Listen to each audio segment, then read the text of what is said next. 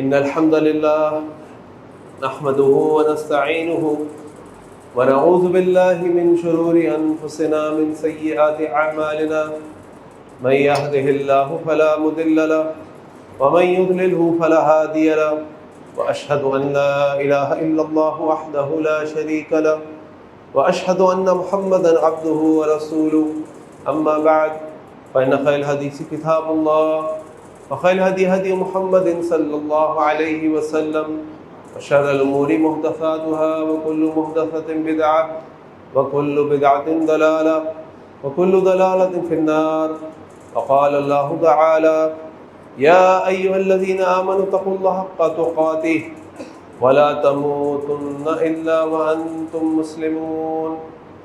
وقال الله تعالى: يا أيها الناس اتقوا ربكم الذي خلقكم من نفس واحدة وخلق منها زوجها وبث منهما رجالا كثيرا ونساء واتقوا الله الذي تساءلون به والأرحام إن الله كان عليكم رقيبا.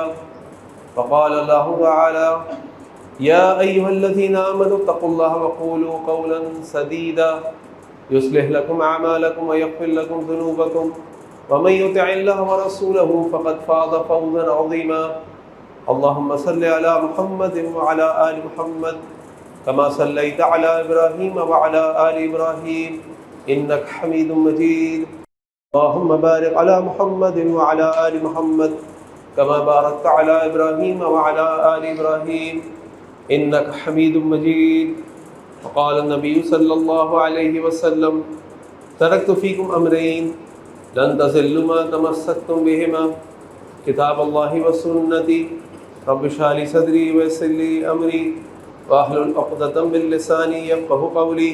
سبحانك لا علم لنا إلا ما علمتنا إنك أنت العليم الحكيم. اللهم أرنا الحق حقا وارزقنا اتباعه وأرنا الباطل باطلا وارزقنا اجتنابه آمين يا رب العالمین.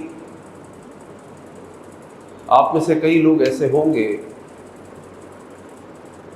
جنہوں نے کبھی نہ کبھی ہوائی جہاز کا سفر کیا ہوگا،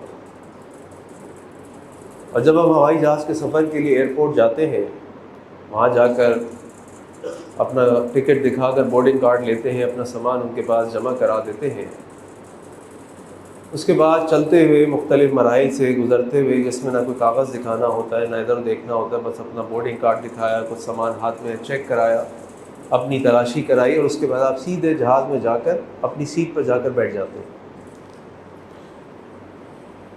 جب آپ اپنی سیٹ پر جا کر بیٹھ جاتے ہیں اور تمام مسافر اپنی اپنی سیٹیں سنبھال لیتے ہیں، جہاز کا دروازہ بند ہو جاتا ہے تو ایئر ہوسٹس کھڑی ہوتی ہے اور کھڑے ہو کے 5 منٹ تک آپ کو ایمرجنسی ڈور استعمال کرنے کا طریقہ سکھایا جاتا ہے کہ اگر اللہ نہ کرے کوئی ایمرجنسی ہو جائے، آگ لگ جائے، تو آپ نے اپنے سیٹ کے نیچے سے یہ نکالنا ہے، آپ کے سر کے اوپر سے ماسک گر پڑے گا، آپ نے جیکٹ کو ایسے پہننا ہے، لائٹیں جلنا شروع ہو جائیں گی، اس لائٹوں کی روشنی میں آپ آگے بڑھیں گے.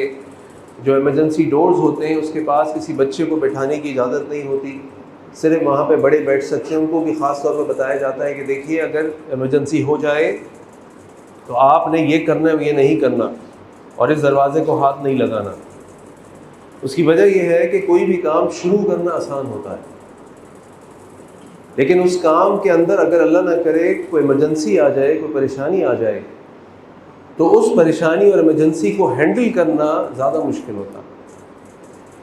یہ بات میں آپ کے سامنے اس لیے رکھ رہا ہوں کہ آج کل ماشاءاللہ ہمارے شہر میں، غالباً ہمارے ملک میں شادیوں کا سیزن ہے. صبح شام شادیوں کے دعوت نامے آ رہے ہیں، ہر روز ہر دوسرے روز کہیں نہ کہیں جانا ہے، دوپہر یہاں جانا ہے، رات وہاں جانا ہے، ایک ایک دن میں 2 3 دعوتیں ہیں. اور ماشاءاللہ جب ہم لوگوں کے گھروں کی شادی کی تیاریوں کو دیکھتے ہیں تو لگتا ہے کہ صدیوں کی تیاری ہو رہی ہے، صدیوں کی. یعنی سال پہلے جناب تیاریاں شروع ہو جاتی ہیں، کپڑے بننا، یہ کرنا، وہ کرنا، اور کیا کچھ آپ کہیے کیا کچھ نہیں ہوتا. لیکن اس کے ساتھ ساتھ ہم یہ بھی دیکھ رہے ہیں کہ ہمارے معاشروں کے اندر طلاق کی تعداد بڑھتی جا رہی ہے، اور صرف بڑھتی نہیں جا رہی بلکہ ہوشربا انداز میں بڑھتی جا رہی ہے، یعنی تیزی سے بڑھتی جا رہی ہے کہ علامات الحفیظ. کچھ سمجھ نہیں آ رہا کہ یہ کیا ہو رہا ہے. کہ وہی لوگ جو اپنے بچوں کی شادیوں پہ لاکھوں اور کروڑوں خرچ کر دیتے ہیں، وہ اپنے بچوں کے گھروں کو اتنی آسانی سے برباد ہونے دیتے ہیں، اور نہ ان کو ایمرجنسی ایگزٹ کا پتہ ہے، نہ ایمرجنسی ایگزٹ کا استعمال کرنے کا پتہ ہے، نہ ایمرجنسی کے وقت اپنے آپ کو سنبھالنے کا طریقہ پتہ ہے۔ اور جتنی زیادہ محنت وہ شادی کو منعقد کرنے کے لیے کرتے ہیں، اس سے عشر و عشیر کیا، اس کا کوئی ہزارواں حصہ بھی شادی کے ختم کرنے میں نہ سوچ و بچار کرتے ہیں، نہ کوشش کرتے ہیں، اور نہ کوئی طریقہ سمجھنے کی کوشش کرتے ہیں۔ اگر آپ شریعت کا مزاج دیکھیں تو آپ دیکھیں گے کہ شریعت نے جتنی زیادہ تاکید طلاق کے معاملے میں، جتنی زیادہ تعلیم اور ہدایات طلاق کے معاملے میں نازل فرمائی ہے، قرآن و سنت میں شادی کے معاملے میں نہیں فرمائی۔ قرآن کریم میں کوئی سورت النکاح کے نام سے نہیں، لیکن قرآن کریم میں سورت الطلاق کے نام سے۔ قرآن کریم میں 7 مرتبہ تقریباً اللہ تعالیٰ نے طلاق کے ذکر کے ساتھ کہا اتقوا اللہ اتقوا اللہ اتقوا اللہ۔ دیکھو، جب طلاق کا معاملہ آ جائے تو اللہ سے ڈر جاؤ، طلاق کا معاملہ آ جائے تو اللہ کو یاد رکھو، اس کو جواب دینا ہے، حساب کتاب ہوگا، زیادتی کا بدلہ دینا پڑے گا۔ لیکن آج اپنے معاشرے کی صورتحال کو ہم دیکھتے ہیں تو وہ اس معاملے میں جہالت ہے، بدتمیزی ہے۔ یہ لفظ میں بڑی معذرت کا استعمال کر رہا ہوں، کیونکہ میں اور ہم جیسے لوگ صبح شام یہ مسائل کا سامنا کرنے پڑتا ہے ہمیں، کہ کمینگی کی حد تک ہم گر چکے ہیں۔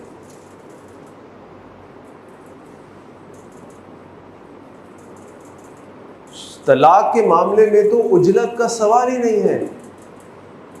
طلاق ایسی نہیں دی جاتی، غصہ آیا طلاق، کوئی بات خراب لگی طلاق، تم نے میری چائے کیوں نہیں بنائی طلاق، تم نے میرے ماں باپ کو ایسے کیوں کہا طلاق۔ یہ مذاق نہیں ہے، یہ اللہ کی کتاب کے ساتھ کھیلنا ہے۔ ابن عباس رضی اللہ عنہ کے پاس ایک شخص آیا اور آ کے کہنے لگا کہ ابن عباس، میں نے اپنی بیوی کو آسمان پہ موجود ستاروں کی تعداد کے مطابق طلاق دے دیا، میں کیا کروں؟ اور وہ کہنے لگے، پہلے تم اللہ کی کتاب سے کھیلتے ہو، پھر آ کے بولتے ہو یا ابن عباس یا ابن عباس، میں کیا کروں؟ اللہ تعالیٰ نے قرآن کریم کے اندر سورۃ طلاق میں طلاق دینے کا پورا طریقہ نازل فرمایا ہے، ایک ایک ہدایت ہم کو دی ہے قرآن و حدیث کے اندر، ہمیں ڈیٹیل سے ملتا ہے۔ شادی کا تو کوئی مسئلہ ہی نہیں ہے۔ شادی کے لیے تو بہترین مثال عبد الرحمن بن عوف رضی اللہ عنہ کی ہے کہ مدینہ آئے اور آ کے اللہ کے نبی صلی اللہ علیہ وسلم کو آ کے کہتے ہیں کہ اللہ کے نبی صلی اللہ علیہ وسلم، میں مکے سے نکل رہا تھا، مکے والوں نے میرا سب کچھ لے لیا، کچھ نہیں چھوڑا میرے پاس، میں صرف اپنا ایمان بچا کر آیا ہوں۔ اور اللہ کے نبی صلی اللہ علیہ وسلم کو جواب دیتے ہیں، عبد الرحمن تم اپنا سب بچا کر لے آئے۔ اور وہی عبد الرحمن جو اپنا سب کچھ، اپنی ساری دنیا اللہ کے نبی کے لیے چھوڑ کر آئے تھے صلی اللہ علیہ وسلم مکے میں، ایک دن اللہ کے نبی صلی اللہ علیہ وسلم کو مدینہ کی گلیوں میں ملتے ہیں اور اللہ کے نبی پوچھتے ہیں، عبد الرحمن کیا بات ہے، تمہارے کپڑوں پہ خوشبو لگی ہے؟ اور عبد الرحمن فرماتے ہیں کہ اللہ کے نبی صلی اللہ علیہ وسلم میرا نکاح ہو گیا۔ یعنی جس کے لیے اپنا سب کچھ قربان کر دیا، گھر چھوڑ دیا، مال چھوڑ دیا، برادری چھوڑ دی، جائیداد چھوڑ دی، اس کو اپنے نکاح کی خبر بھی نہیں دی، چہ جائے گا کہ بلا ہی لیتے۔ اور پھر اللہ کے نبی نے فرمایا، عبد الرحمن اولم ولو بشأۃ، دیکھو ولیمہ ضرور کرنا، چاہے ایک بکری ہی کیوں نہ، خالی تمہارے پاس ایک بکری ہی کیوں نہ ہو کہ 8-10 بندے بلا کے کھلا دو، اس خوشی کو سیلیبریٹ ضرور کرنا۔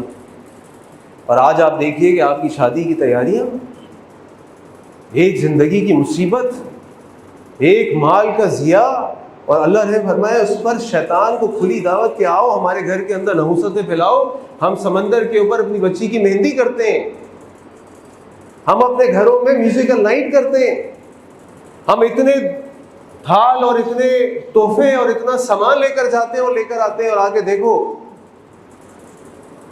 اور اپنے بچوں کے گھروں کو خود برباد کرتے ہیں، خود برباد کرتے ہیں۔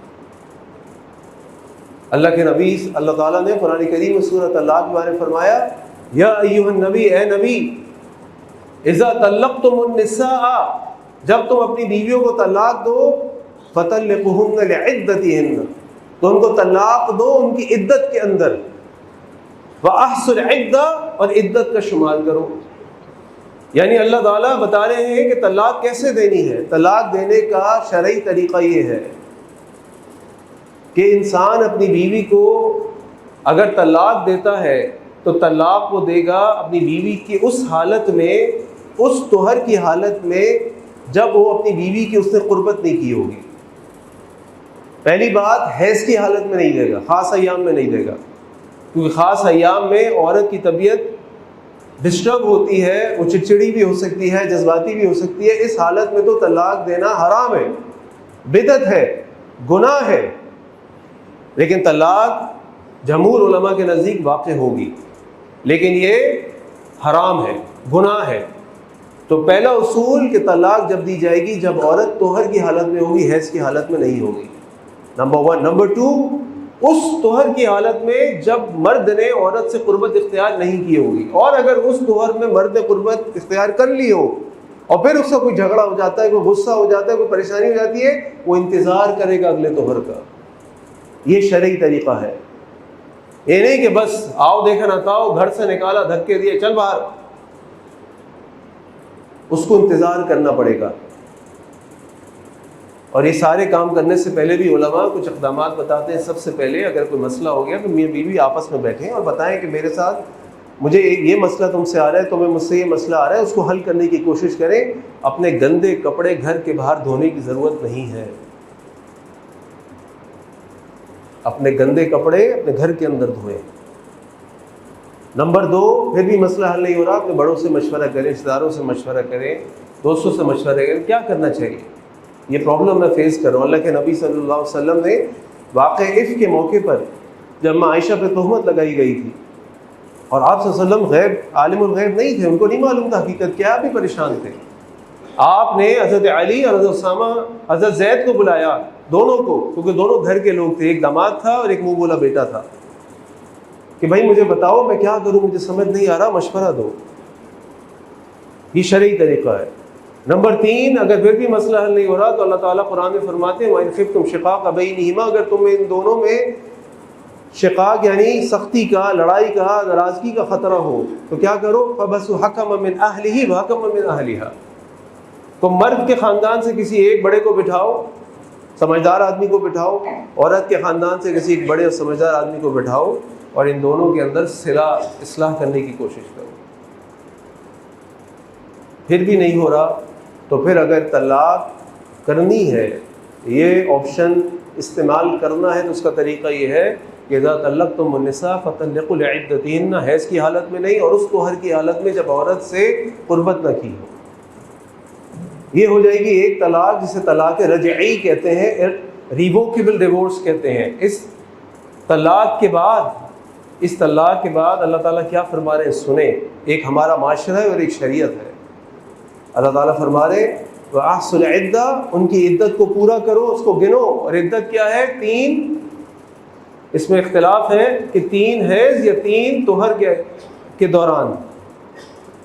جب یہ اس کو گنو، وَلَا يَخْرُجْنَ مِن بُيُوتِهِنَّ،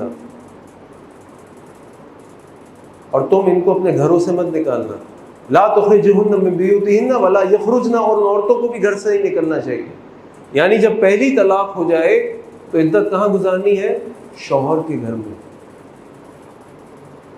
نہ شوہر کو اجازت ہے کہ وہ اپنی بیوی کو گھر سے نکالے گا، نہ بیوی کو اجازت ہے وہ گھر سے باہر نکلے گی. وہ عدت اس گھر کے اندر گزرے گی. وہ 3 مہینے اس گھر کے اندر گزریں گے. شوہر سے کوئی پردہ نہیں ہوگا. وہ شوہر کی خدمت کر سکتی ہے، وہ اپنے گھر کو سنبھال سکتی ہے، لیکن کوئی جنسی تعلق نہیں ہوگا، کوئی قربت نہیں ہوگی. یہ 3 مہینے وہ عورت اس گھر کے اندر گزارے گی. اور اگر اس دوران شوہر کا انتقال ہو جائے وہ شوہر کی وراثت کی حقدار بھی بنے گی، کیونکہ شوہر کے پاس 3 مہینے ہیں رجوع کرنے کے لیے. وہ کسی وقت بھی رجوع کر سکتا ہے، یہ اس کو آپشن ہے. وہ کہے میں اپنی بات واپس لیتا ہوں، میں رجوع کرتا ہوں، عورت اس کے لیے حلال. وہ زبان سے کہے، لکھ کر کہے، اشارے سے کہے، رجوع واجب ہو جائے گا، رجوع اپلائی ہو جائے گا. اس لیے اس کو کہتے ہیں ریووکیبل طلاق رجعی، جس میں رجوع جائز ہے. جب یہ 3 مہینے گزر جائیں گے جب یہ 3 مہینے گزر جائیں گے تو پھر وہ عورت اس کے لیے نامحرم ہو جائے گی، وہ عورت اس گھر سے نکل جائے گی، اس کا اس عورت سے پردہ ہو جائے گا اور اب ان دونوں کے درمیان کوئی تعلق نہیں ہوگا۔ لیکن یہ سارا معاملہ ایک طلاق پہ ختم ہو جائے گا۔ ایک طلاق پہ کیوں ختم ہو جائے گا؟ اس لیے ختم ہو جائے گا کہ شریعت اس بات کی اجازت دیتی ہے۔ ایک صحابی تھے اللہ کے نبی صلی اللہ علیہ وسلم کے، حضرت معقل بن یسار رضی اللہ عنہ، انہوں نے اپنی بہن کی شادی کی، کسی نے آپس میں نہیں بنی اور شوہر نے ان کی بہن کو طلاق دے دی۔ طلاق کے بعد عدت بھی پوری ہو گئی، اس کے بعد ان دونوں کے درمیان دوبارہ کوئی رابطہ ہوا اور دونوں نے طے کیا کہ ہم شادی کر لیں۔ حضرت معقل بن یسار نے کہا ہرگز نہیں، میں اس شخص کو اپنی بہن نہیں دوں گا جس نے میری بہن کو طلاق دی۔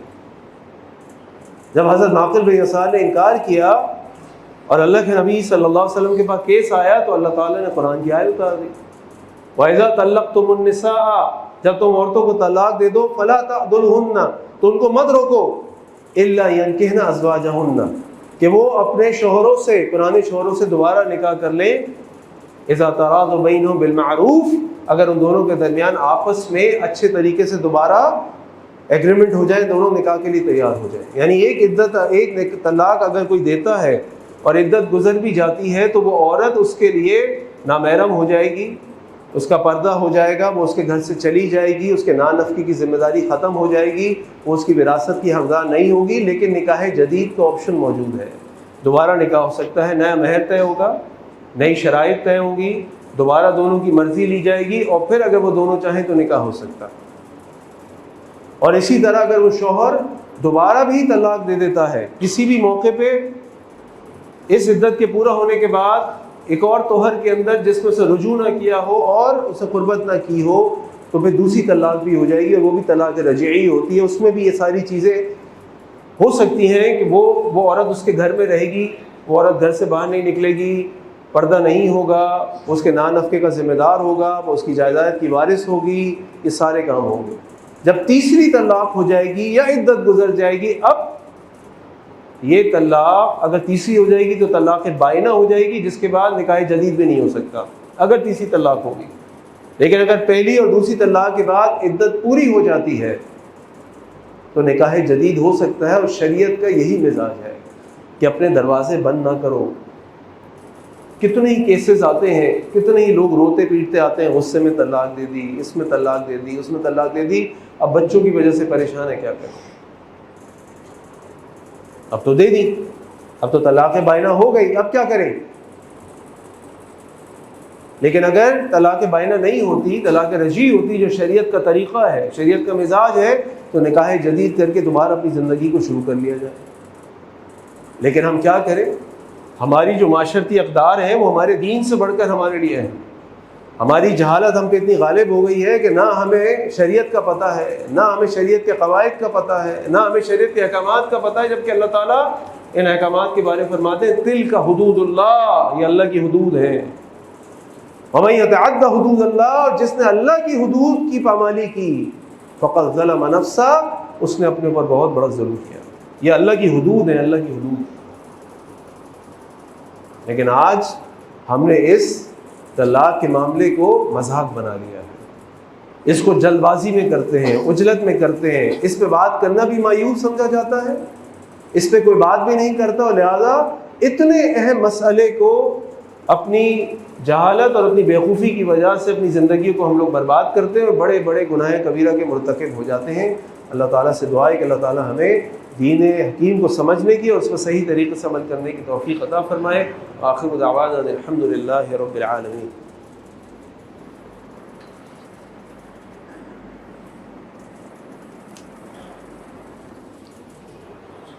الحمد للہ رب العالمین والصلاة والسلام علی سید الانبیاء المرسلین، اما بعد۔ اس طلاق کے معاملے میں ایک اور بات کو بہت اچھی طرح کچھ باتوں کو سمجھنا ضروری ہے۔ پہلی بات تو یہ سمجھ لیں کہ اگر معاشرے میں ایک شوہر اور بیوی طلاق پہ پہنچ جائیں تو اس کا بالکل بھی یہ مقصد نہیں ہے یا مطلب نہیں ہے کہ یہ دونوں بہت بڑے گنہگار ہیں، یہ اب شجر ممنوعہ بن چکے ہیں۔ یقیناً ان دونوں کے کبیرہ گناہ ہوں گے جو ایسے ہو گئے یہ بہت ہی خراب لوگ ہیں، ایسا نہیں ہے، شریعت کی نگاہ میں ایسا نہیں ہے۔ قرآن کریم میں، پورے قرآن کریم میں صرف ایک صحابی کا نام آیا ہے، اور وہ صحابی حضرت زید بن حارثہ رضی اللہ عنہ۔ حضرت زید بن حارثہ رضی اللہ عنہ کا نکاح کرایا اللہ کے نبی صلی اللہ علیہ وسلم نے حضرت زینب رضی اللہ عنہ سے۔ دونوں کی شادی ہو گئی لیکن دونوں کی نہیں بنی، اور دونوں کو طلاق ہو گئی، اور دونوں انشاءاللہ جنتی ہیں۔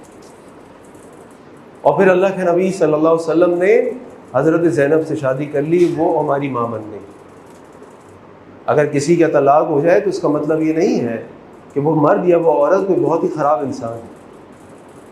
اصل بات تو یہ ہے کہ اگر کسی وجہ سے نہیں بن پا رہی، کسی بھی وجہ سے، اور وہ کوئی جائز وجہ بھی ہو سکتی ہے۔ اللہ کے نبی صلی اللہ علیہ وسلم کے پاس حضرت ثابت بن قیس رضی اللہ عنہ کی بیوی آئی، امرأۃ ثابت بن قیس، اور آ کے کہا کہ اللہ کے نبی صلی اللہ علیہ وسلم مجھے ثابت سے کوئی شکایت نہیں ہے، اس کے دین سے، اس کے اخلاق سے، لیکن میں اس کے ساتھ گزارا نہیں کر سکتی، بس مجھے پسند نہیں ہے، اور میں گنہگار نہیں بننا چاہتی۔ اللہ کے نبی نے فرمایا صلی اللہ علیہ وسلم تو پھر تمہیں جو باغ حضرت ثابت نے تمہیں مہر میں دیا تھا وہ واپس کرنا پڑے گا۔ انہوں نے کہا میں تیار ہوں اس کے لیے۔ اللہ کے نبی صلی اللہ علیہ وسلم نے کہا ٹھیک ہے، تم ثابت کو اپنا باغ واپس کرو مہر کا، اور تمہاری خلا۔ یعنی اس میں دو باتیں ہیں، ایک بات تو یہ کہ عورت ہمارے دین کی نظر میں کوئی باندھی یا لونڈی نہیں ہے جیسے چاہے ہنکا دو اس کو، نہ شادی کرتے وقت زبردستی کی جا سکتی ہے، اور نہ شادی ختم کرتے وقت زبردستی کی جا سکتی ہے۔ اگر کسی وجہ سے اس کا گزارا اپنے شوہر کے ساتھ نہیں ہو رہا تو وہ عورت خلا لے سکتی ہے، اور یہ جائز ہے۔ اور اللہ کے نبی صلی اللہ علیہ وسلم نے خود ایک عورت امرأۃ ثابت بن قیس کی خلا کرائی ہے۔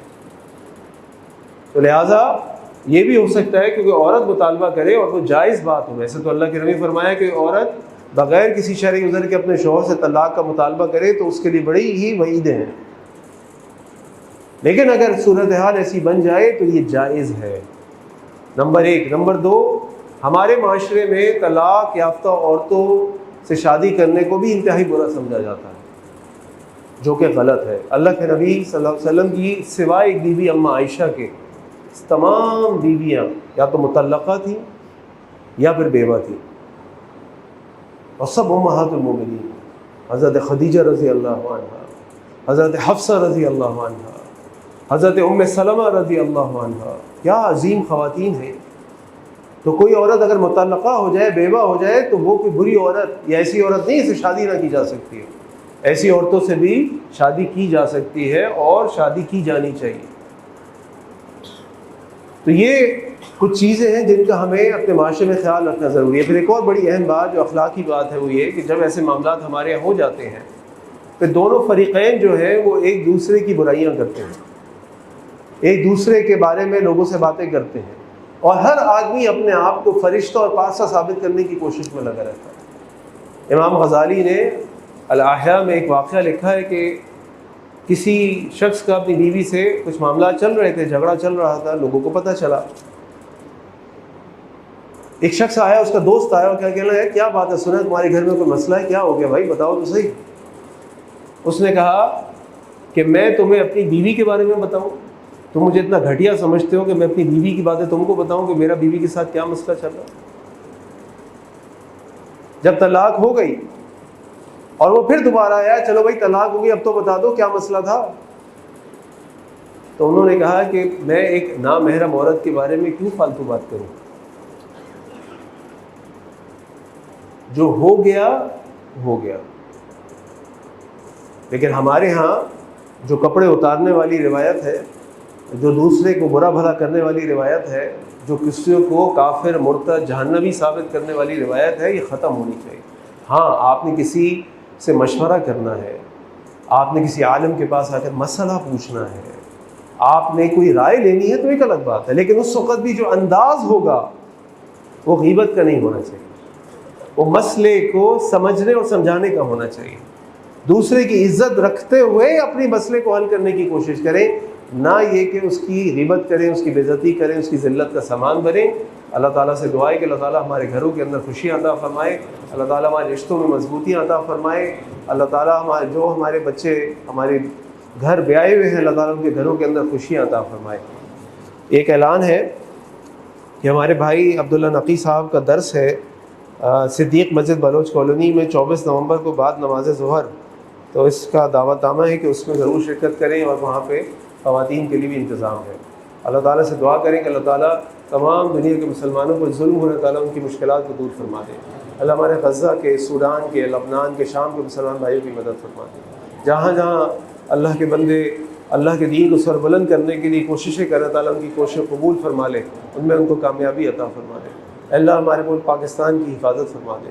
اللہ ہمارے حکمرانوں کو اپنے فیصلے قرآن و سنت کے مطابق کرنے کی توفیق عطا فرما دے۔ یا اللہ ان کو اتحاد و اتفاق عطا فرما دے۔ یا اللہ ان کو اچھے اخلاق عطا فرما دے۔ اللہ ان کو امت مسلمہ اور امت پاکستان کے مفادات کے مطابق اپنے فیصلے کرنے کی توفیق عطا فرما دے۔ اللہ ہمارے شہر کراچی کی حفاظت فرما دے۔ اللہ ہمارے جان و مال و عزتوں کی حفاظت فرما دے۔ اللہ اس شہر کو رہنے والا شہر بنا دے، کوئی ایسا ولی وارث شہر کو دے دے، شہر کو اپنا شہر سمجھے، اس کی خدمت کرے اور اس کو رہنے کے قابل بنا دے۔ اے اللہ ہمارے گناہوں کو معاف فرما دے، اللہ ہماری خطاؤں کو درگزر فرما دے، اے اللہ ہماری عبادات کو قبول فرما لے، اے اللہ جو لوگ بیمار ہیں، پریشان حال ہیں، ان کی بیماری پریشانی کو دور فرما دے، اے اللہ جو بیمار ہیں گھروں میں، اسپتالوں میں، سب کو شفاء کامل عاجلہ عطا فرما دے، اے اللہ جو مرحومین حالت ایمان میں دنیا سے رخصت ہو چکے، اللہ تعالیٰ ان کی مغفرت فرما دے، اے اللہ ہم سب کو جب تک زندہ رکھا اسلام پہ زندہ رکھ، جب ہمارا خاتمہ حالت ایمان پہ ہمارا خاتمہ ہو۔ اے اللہ ہمیں اپنے ماں باپ کے لیے صدقہ جاریہ بنا دے، ان کی خدمت کر کے جنت حاصل کرنے والا بنا دے۔ اے اللہ ہماری اولادوں کو ہماری آنکھوں کی ٹھنڈک بنا دے، ہمارے لیے صدقہ جاریہ بنا دے۔ اے اللہ ہمیں مال کے، عورتوں کے، بچوں کے، دنیا کے فتنوں سے بچا لے۔ اے اللہ ہماری دعاؤں کو قبول فرما لے، ہماری عبادات کو قبول فرما لے۔ اللہ جو ہمارے بہنیں بیٹیاں رشتوں کے انتظار میں، اللہ تعالیٰ ان کے لیے نیک صالح رشتے بھیج دے۔ اللہ جو بیعت چکے، اللہ تعالیٰ ان کے گھروں کے اندر خوشیاں عطا فرما دے، محبت عطا فرما دے۔ اے اللہ ہمیں حلال طیب رزق عطا فرما دے، اللہ ہمارے رزق میں برکتیں عطا فرما دے۔ اے اللہ ہمیں 5 وقت کی نماز باجماعت مسجد میں پڑھنے والا بنا دے۔ اے اللہ باقاعدگی سے قرآن کریم کی تلاوت، اس کو سمجھنا، اس پر عمل کرنا پھیلانے والا بنا دے۔ اے اللہ ہمارے گناہوں کو معاف فرما دے۔ اللہ میں ہر قسم کے شرک، بدعت اور ریاکاری سے بچا لے۔ اے اللہ ہمیں توحید پر مضبوط فرما دے۔ اے اللہ اللہ کے نبی صلی اللہ علیہ وسلم سے اچھی محبت، ان کی سنتوں سے محبت، ان کی سنتوں پر عمل کرنے والا بنا دے۔ ان اللہ یأمر بالعدل والإحسان وإیتاء ذی القربى وینہی عن الفحشاء والمنکر والبغی یعظکم لعلکم تذکرون۔ سبحان ربک رب العزة عما یصفون وسلام علی المرسلین والحمد للہ رب العالمین۔